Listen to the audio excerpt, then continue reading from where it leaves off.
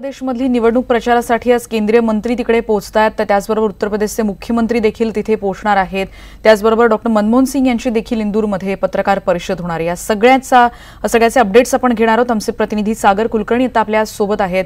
सागर, आपण बघतोय की खूप मोठ्या प्रमाणात आता प्रचार तोफा तिथे धडाडतायत आणि अगदी शेवटच्या टप्प्यामध्ये काँग्रेस आणि भाजपच्या सगळेच दिग्गज नेते तिथे उपस्थितांना दिसत आहेत। तर कशा रीतीने हा सगळा वातावरण तिथे जाणवतंय, कशा प्रतिक्रिया मिळतात?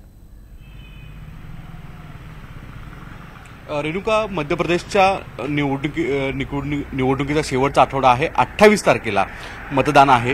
तत्पूर्वी हा शेवटचा आठवडा असल्यामुळे प्रत्येक राजकीय पक्षांचे प्रमुख नेते मध्य प्रदेशच्या वेगवेगळ्या भागांमध्ये ज्या ठिकाणी त्या पक्षाचे मतदारांची कौल हा अधिक आहे अशा ठिकाणी सभा घेत आहेत। जर पाहिलं तर उत्तर प्रदेशच्या बाजूनी जो भाग आहे त्या भागामध्ये मायावती आणि अखिलेश यादव वेगवेगळ्या विधानसभा मतदारसंघामध्ये सभा घेत आहेत। आज त्यांनी देखील 2 ते 3 सभा घेतल्या आहेत।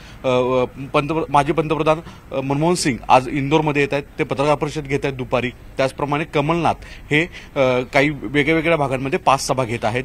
ज्योतिरादित्य सिंधिया हा देखील जे उमेदवार आहे, काँग्रेसचा एक चेहरा आहे, स्टार प्रचारक, त्याच्या 3 सभा आहेत। उज्जैनमध्ये आज ज्योतिरादित्य सिंधिया यांची सभा आहे।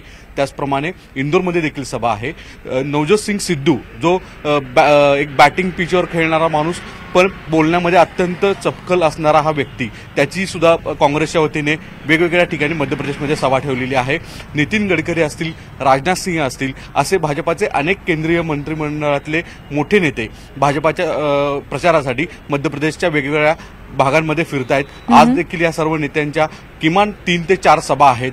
त्यामुळे या आठवड्यामध्ये आरोप प्रत्यारोपाच्या फेरी मध्य प्रदेशमध्ये सर्वाधिक दिसत आहेत। भाजप स्वतः केलेली कामं, केंद्र सरकारने केलेली कामं राज्यांमधल्या जनतेला सांगतायत, तर दुसऱ्या बाजूला गेल्या 3 टर्म शिवराजसिंह चौहान यांचं जे सरकार आहे त्याच्या विरोधात काँग्रेस तोफ डाकते आहे। आरोप प्रत्यारोपांच्या फेरी या आठवड्यामध्ये सर्वाधिक दिसत आहेत। निश्चितच धन्यवाद सागर, तुम्ही दिलेल्या अपडेट्सबद्दल। आपण बघतोय की आज सगळ्याच पक्षांचे दिग्गज नेते तिकडे येणार आहेत आणि प्रचाराच्या तोफा अशाच धडाडत राहणार आहेत।